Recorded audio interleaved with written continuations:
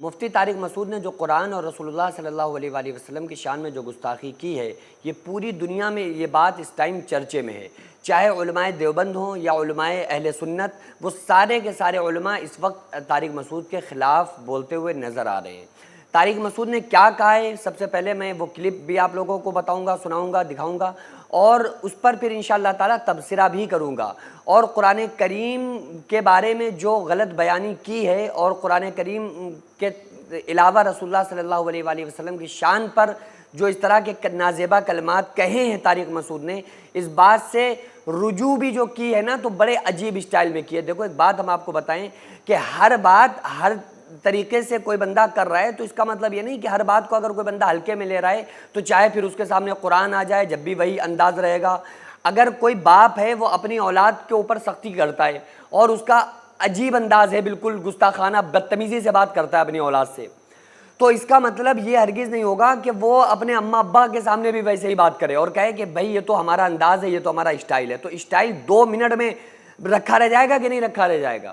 تو اس لیے جب ہم اپنے بڑوں سے بات کرتے ہیں تو ہمارا انداز کیا ہونا چاہیے؟ تو اگر کوئی انسان رسول اللہ صلی اللہ علیہ وآلہ وسلم کے لیے کوئی بات کہہ رہا ہے، کسی بات کو بیان کر رہا ہے، یا وہ قرآن کے پر اگر کوئی بات کر رہا ہے تو اس کو بڑے تمیز کے دائرے میں رہنا چاہیے۔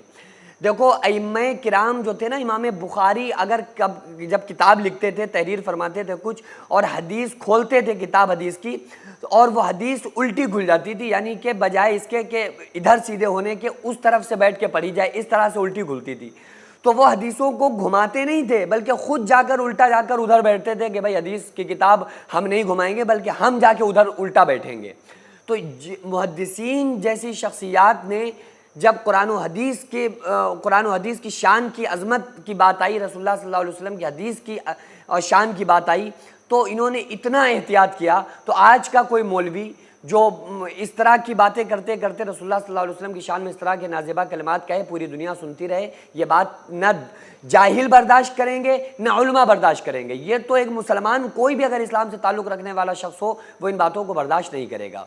تو سب سے پہلے آپ اس کلپ کو سنیے، انشاءاللہ تعالیٰ اس پر میں بتاتا ہوں کہ اس کلپ کی حقیقت کیا ہے۔ دیکھو ہمارے نبی صلی اللہ علیہ وسلم جب قرآن لکھوایا نا تو چونکہ آپ لکھنا پڑھنا نہیں جانتے تھے تو بعض دفعہ کاتب سے گرامر کی غلطی ہوئی لکھنے میں، ہمارے نبی نے اس کی کریکشن نہیں کی۔ آپ کو نہیں پتہ چلا کہ گرامر کے لحاظ سے یہ غلط لکھا ہوا ہے، وہ اب تک اسی طرح لکھا ہوا ہے۔ بہت ساری مثالیں اس کی قرآن میں، سورہ اقرا بسم ربک الذی خلق میں کیا آتا ہے؟ کلا لئن لم ینتہی لنسفعا بالناصیہ۔ اللہ کہتے ہیں اگر یہ کفر سے باز نہیں آئے ہم ان کو پیشانی کے بالوں سے پکڑیں گے قیامت کے دن۔ تو یہاں ہے لنسفعا، جتنے بھی علماء یہاں بیٹھے ہوئے ہیں ان کو پتہ ہے لنسفعا یہ لام تاکید ہے اور آخر میں نون تاکید ہے۔ یہ الف کے ساتھ لکھنا گرامر کے لحاظ سے غلط، کیونکہ تنوین ناؤن پہ آتی ہے، سینٹنس پہ یا فعل پہ تنوین کبھی بھی نہیں آتی۔ سمجھ میں آ رہی ہے بات کہ نہیں آ رہی ہے؟ لیکن یہاں پر کیا ہے، نبی صلی اللہ علیہ وسلم نے پڑھا نا لنسفعن، جبریل آئی آیت لے کے آپ نے اس کو پروناؤن کیا اپنی زبان سے لنسفعن، تو کاتب نے کیونکہ عن میں آواز نون کی آ رہی ہے تو کاتب نے اس وقت لکھ دیا نون کے بجائے الف ڈال دیا جو تنوین کی علامت ہے۔ یہ گرامر کے لحاظ سے 100% کیا ہے؟ مسٹیک۔ گرامر کے لحاظ سے 100% کیا ہے؟ مسٹیک۔ گرامر کے لحاظ سے 100% کیا ہے؟ مسٹیک۔ تو یہ صاحب یہ بتا رہے ہیں کہ جب کاتب نے قرآن کو لکھا نا تو لنسفعا بالناصیہ میں گرامر کی غلطی کر دی، اور یہ بتا رہے ہیں کہ چونکہ رسول اللہ صلی اللہ علیہ وآلہ وسلم امی تھے اور انہوں نے امی کا مطلب یہ بتا کے رکھا ہوا ہے کہ امی کا مطلب یہ ہوتا ہے کہ جو پڑھا لکھا نہ ہو، جبکہ ایسا کہیں نہیں ہے کہ امی کا مطلب یہ ہے کہ کوئی جو پڑھا لکھا نہ ہو اس کو امی کہا جائے، ایسا نہیں ہے۔ امی کا مطلب اللہ تعالیٰ نے اپنے نبی صلی اللہ علیہ وآلہ وسلم کو قرآن میں امی کہا، ٹھیک ہے، یعنی امی کا مطلب ہوتا ہے جس نے کسی سے لکھا پڑھا نہ ہو۔ مطلب یہ نہیں کہ جو پڑھا لکھا نہ ہو، نہیں نہیں نہیں، مطلب یہ کہ جس نے کسی سے پڑھا لکھا نہ ہو۔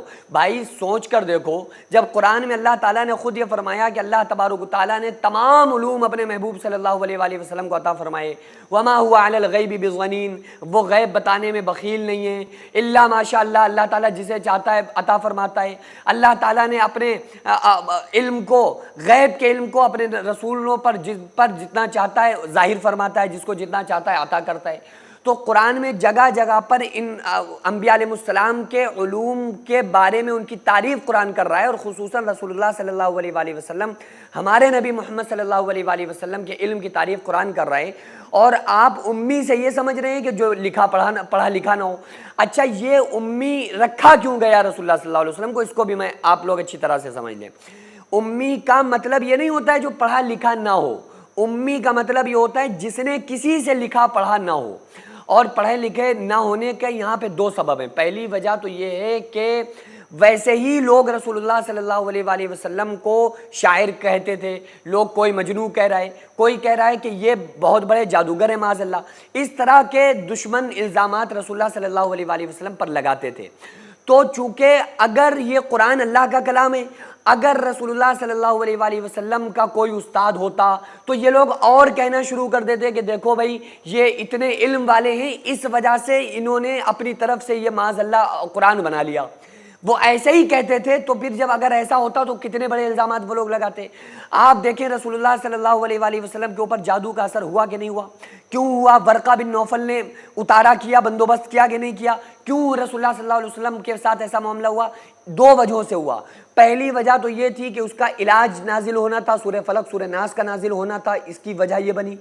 دوسری وجہ یہ تھی کہ لوگ رسول اللہ صلی اللہ علیہ وآلہ وسلم کو جادوگر کہتے تھے، تو رسول اللہ صلی اللہ علیہ وآلہ وسلم کے اوپر اللہ نے اس جادو کا اثر کروایا، اس لیے کہ کیونکہ جادوگر پہ کبھی جادو اثر نہیں کرتا ہے۔ یہ ایک بالکل اس پر سارے ہی جادوگر متفق ہیں کہ جو جادوگر ہوتا ہے نا، اس جادوگر کے اوپر کبھی کوئی جادو اثر نہیں کرتا ہے۔ تو رسول اللہ صلی اللہ علیہ وآلہ وسلم کے اوپر جادو نے اثر کیا، مطلب یہ ہے کہ ان لوگوں کو سمجھانے کے لیے کہ تم جن کو جادوگر کہہ رہے ہو، اگر یہ جادوگر ہوتے تو ان کے اوپر جادو خود اثر کیوں کرتا؟ تو یہ ان کے نبی ہونے کا ثبوت ہے۔ اس بات میں بھی رسول اللہ صلی اللہ علیہ وسلم کی شان ہے اور عظمت ہے۔ تو بہرحال اگر رسول اللہ صلی اللہ علیہ وآلہ وسلم ظاہری طور پر دنیا میں پڑھتے، کسی کو اپنا استاد بناتے، تو کیا ہوتا کہ جو خود دوسروں کی ہدایت اور رہنمائی کے لیے آ رہا ہے، جو خود لوگوں کو وما ارسلناک الا مبشرا ونذیرا، لوگوں کو خوشخبری اور ڈر سنانے کے لیے جس کو بھیجا گیا ہے، جس کو خود لقد من اللہ علی المؤمنین اذ بعث فیہم رسولا، ٹھیک ہے، آیاتی من آیاتی ویزکیہم ویعلمہم الکتاب والحکمہ۔ دیکھیں کتنی عجیب بات ہے، اللہ فرما رہا ہے کہ ہم نے اپنے نبی صلی اللہ علیہ وآلہ وسلم کو بھیجا، تم پر احسان کیا اس لیے تاکہ تمہیں حکمت کی باتیں سکھائیں، اس لیے تاکہ تمہیں عقل مندی کی باتیں سکھلائیں، اس لیے تاکہ تمہیں وہ علم سکھائیں۔ اللہ تو کہہ رہا ہے کہ اس لیے بھیجا ہے رسول کو کہ وہ تمہیں پڑھائیں، وہ تمہیں علم سکھائیں، اور ایک بندہ امی سے یہ سمجھ رہا ہے کہ امی کا مطلب یہ ہے کہ جو پڑھا لکھا نہیں ہے، تو کتنی عجیب بات ہے، بالکل یہ بات قرآن حدیث کے خلاف ہے کہ نہیں ہے؟ تو امی کا مطلب یہ ہے کہ جس کا کوئی استاد نہ ہو۔ اللہ تعالیٰ نے براہ راست اپنے نبی صلی اللہ علیہ وآلہ وسلم کو علوم عطا فرمائے، کوئی آقا علیہ الصلوۃ والسلام کا استاد نہیں ہے، اس لیے آپ صلی اللہ علیہ وآلہ وسلم کو امی کہا گیا۔ اور بات رہی یہ لنس فام بن ناسیہ میں جو عربی گرامر کی جو غلطی کی، اور اچھی طرح سے یاد رکھیے کہ جو قرآن کریم میں رسم الخط ہے نا، جو عربی رسم الخط ہے، وہ متواتر ہے اور غیر قیاسی ہے۔ تو بھائی جب وہ متواتر اور غیر قیاسی، اور دوسری بات یہ ہے کہ جو قرآن کریم ہے وہ مطبوع ہے، وہ تابع نہیں ہے۔ عربی گرامر جو ہے یہ تابع ہے۔ بھائی جو عربی گرامر بنی ہے، بنائی گئی ہے، کیوں بنی ہے؟ کس لیے بنی ہے؟ تاکہ ہم اس عربی گرامر کے ذریعے سے قرآن اور حدیث کو پڑھ سکیں، اس کو سمجھ سکیں۔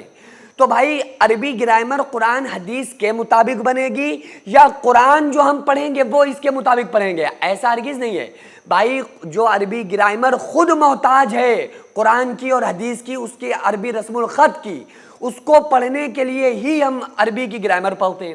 تو عربی گرامر جو ہے نا یہ تابع ہے اور قرآن جو ہے وہ مطبوع ہے، تو قرآن کے حساب سے عربی گرامر ہوگی، عربی گرامر کے حساب سے قرآن نہیں ہو سکتا۔ اور یہ تو سراسر اعتراض ہے اس بات پہ جو اللہ نے فرمایا انا نحن نزلنا الذکر و انا لہ لحافظون، کہ ہم نے اس قرآن کو نازل کیا ہے اور ہم ہی اس کی حفاظت کریں گے۔ تو ایک بات بتائیے، اللہ تعالیٰ اس کی حفاظت ہی نہیں کر سکا؟